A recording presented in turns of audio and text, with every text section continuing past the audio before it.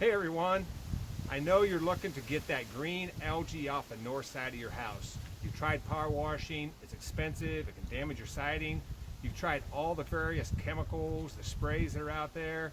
They don't really work, it's kind of hard on your vegetation and maybe not so good for the environment. Well, I would like to tell you about the SidingBrush. So this is a brush that has been designed specifically to work to remove the algae from the siding, the algae, mold, whatever it is that's on your siding. These soft bristles are shaped to match the profile of your siding. And then most importantly, this top set of bristles gets up under the edge of the siding, and that's really where that algae and mold grows, up underneath the edge. And when you get that removed, the chances of the algae coming back are much lower. So let me show you how this thing works.